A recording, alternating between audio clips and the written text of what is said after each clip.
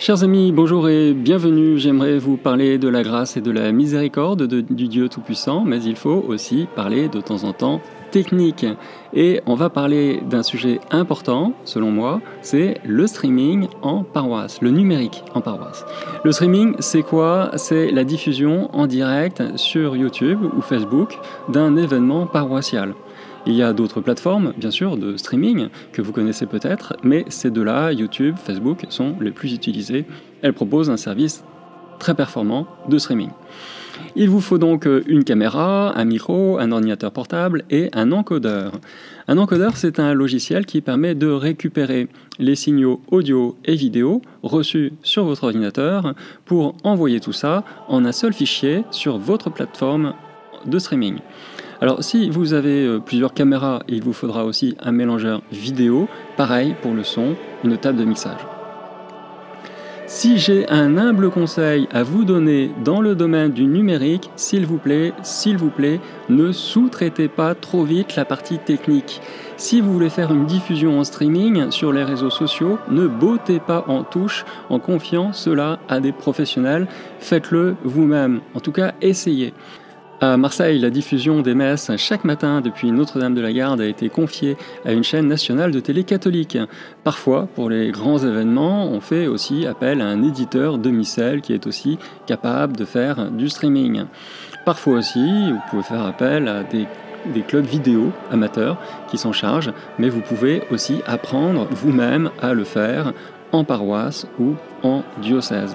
Si vous bottez en touche de façon systématique tout le travail de préparation de vos célébrations, que ce soit au niveau du contenu, de l'homélie, des chants, de la chorale, tout ça, ça représente une énorme valeur ajoutée. Eh bien, tout ça va contribuer au développement du réseau de ces entreprises spécialisées dans l'audiovisuel ou l'édition, mais pas de votre réseau, et c'est bien dommage. En fait, sans le savoir, vous travaillez pour les autres, et moi, j'appelle ça du siphonnage d'abonnés ou d'audience. Et quand la radio ou ces chaînes de télé font des levées de fonds colossales, est-ce que vous pensez qu'une partie est reversée aux paroisses pour leur développement dans le domaine du numérique ?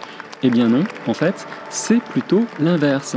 Alors ça, vous ne le savez peut-être pas, mais chaque année, toutes les paroisses en France reversent une quête de l'année, c'est ce qu'on appelle une quête impérée, pour les moyens de communication, ce qui vient s'ajouter, bien sûr, à leur levée de fonds absolument impressionnante. En temps de Covid, leurs ressources ont décollé, mais celles des paroisses se sont effondrées. Les paroisses ne reçoivent rien, pourtant ce sont elles qui font 80% du travail. Voilà pourquoi je milite pour la promotion du numérique dans les paroisses. Faites cet effort, apprenez au niveau local à faire des émissions pour vos réseaux sociaux, sachez lancer un podcast sur un sujet qui vous passionne, découvrez les techniques d'interview, soyez capable de faire un bon streaming. Pourquoi ?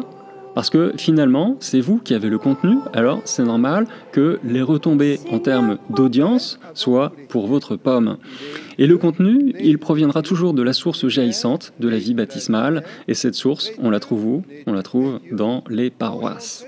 Et vous verrez que ces techniques, qui sont finalement assez simples à mettre en œuvre, vont contribuer au développement, au rayonnement de votre paroisse, et même elles vont booster votre pastoral, parce que le premier effet de cet approfondissement technologique sera bien sûr d'augmenter votre audience.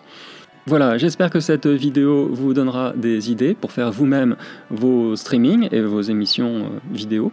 C'est important, beaucoup de personnes ne peuvent pas venir aux messes et aux événements que vous organisez, et le numérique ecclésial est un très bon moyen de les rejoindre. Je pense notamment à Oscar, qui est du Bénin, où j'imagine que toute sa famille a pu suivre la célébration en direct.